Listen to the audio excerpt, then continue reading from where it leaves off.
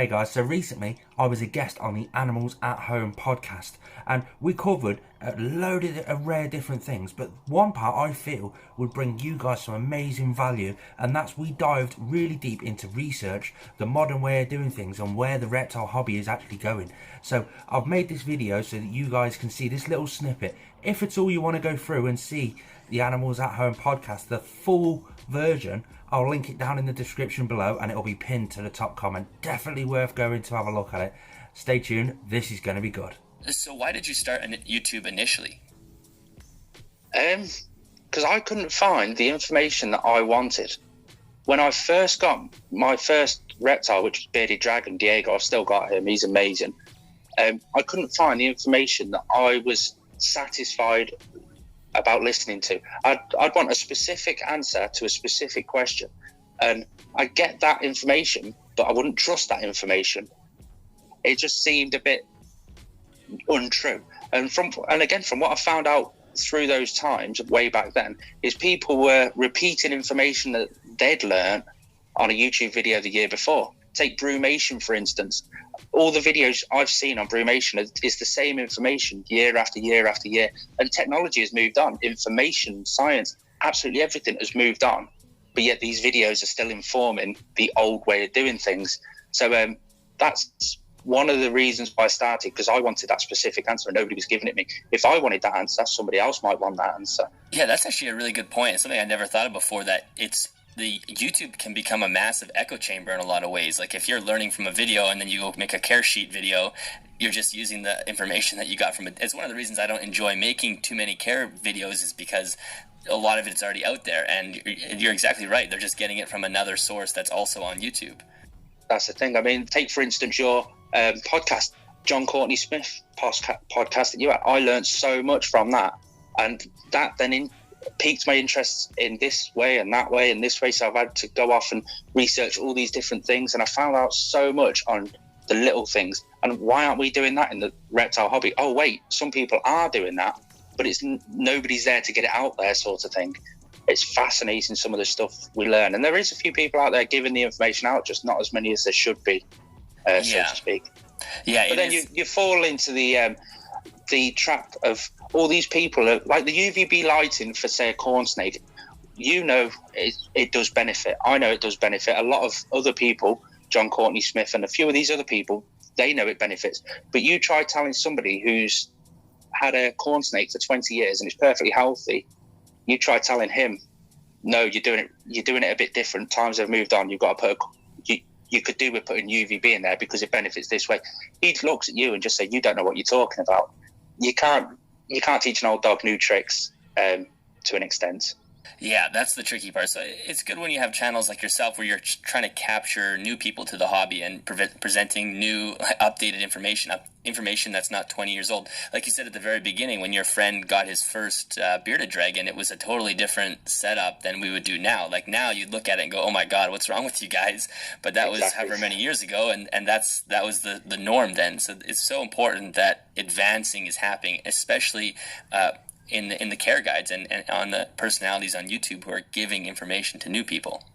That's the thing. We're coming into a big shift. I think we're coming into a big shift in the reptile hobby at the moment, and shifting slightly into a lot more into enrichment on some ways that you wouldn't really imagine. I mean, like I'm playing around with a new piece of equipment at the moment to do with UVB lighting for bearded dragons and savanna monitors, anything that needs like a 12% sort of UVB lighting.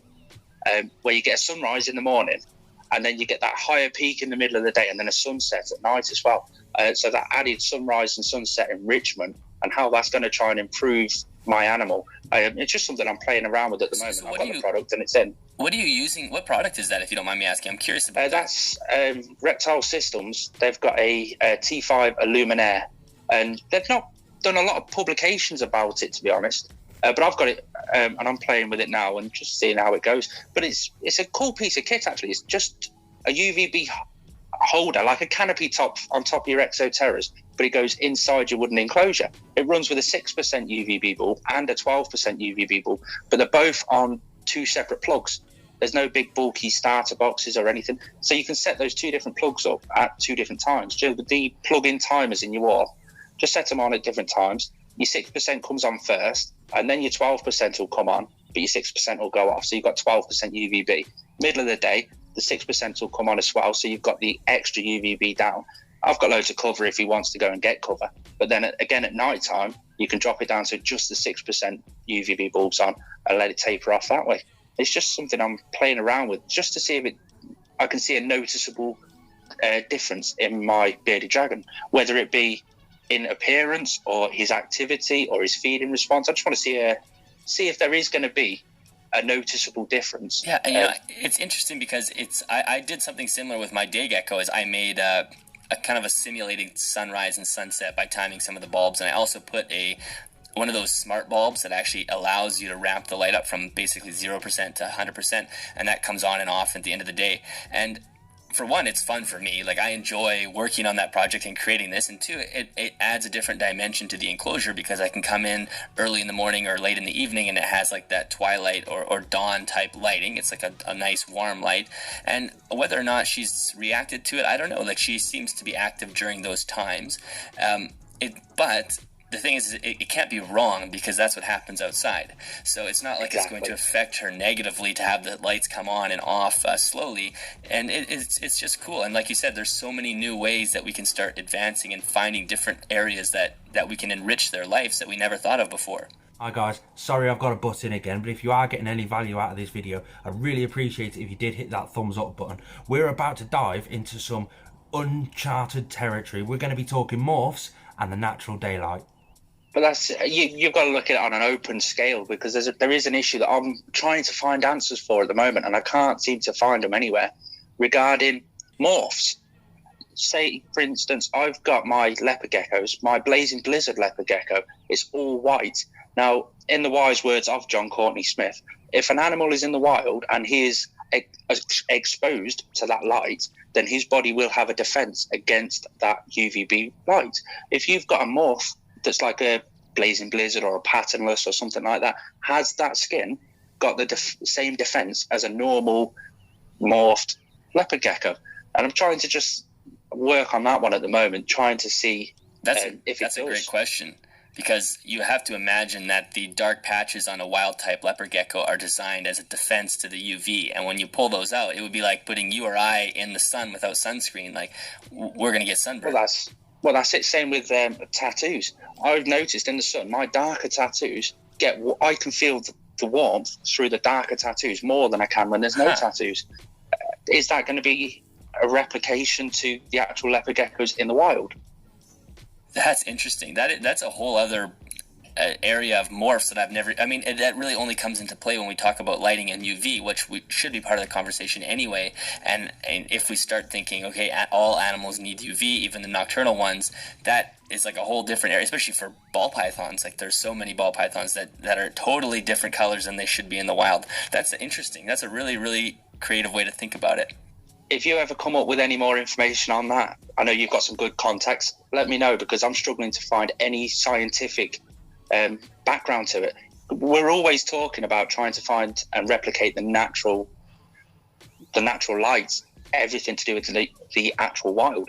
But we've always been looking at it for normal morphs. We've never really been looking at it for actual colour mutations of that species. It's just going to be interesting to see if somebody does come up with these scientific results for that. Yeah, well, we'll put the question out there to any of the listeners, and if anybody is into doing any scientific research, that would be incredibly interesting to look into for sure.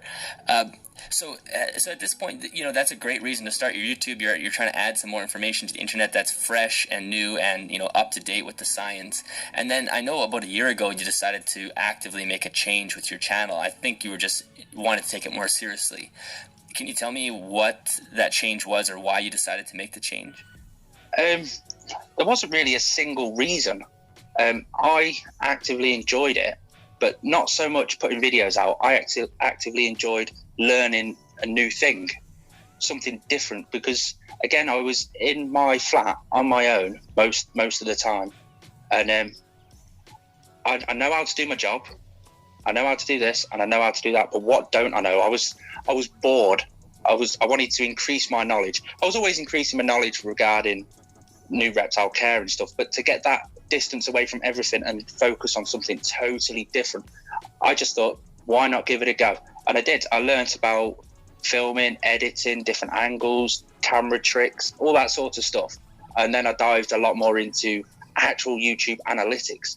And I find it fascinating learning all the little bits and bobs to do with the actual analytics. And it's good with YouTube. You can actually go through into the studio beta and you can look at all the digits and all the numbers, and you can see what videos are bringing in subscribers, what are bringing in watch time, and what people are actively enjoying. But on the flip side to that as well, I've put a video out there and then other people, a lot more smarter than me, come back at me and say, well, actually, no, that one little piece, you're doing that a little bit wrong. It needs to be this. And I think, hold on a second. So I'll go off and look into that a bit more detailed. And then I've learned from that as well. I do find that extremely fascinating. Like my roach chow, I make dubia roach food. And I was doing it slightly wrong. I was putting a little bit too much protein into it. And then they'd say, you're doing that a little bit wrong. You're putting too much protein in. Well, why am I putting too much protein in? What downsides does having that protein in? I thought I was doing good by putting the protein in because it was helping the dubia roaches grow from babies. But no, having too much protein gives your animal gout. That's something I didn't look into properly. What goes into your dubia roaches, that goes into your animals, is going to benefit your animals as well. But then I'm also looking in down the line of, can you feed your dubia roaches one thing to add a slightly different flavour to it for the animals? I've not dived all into that.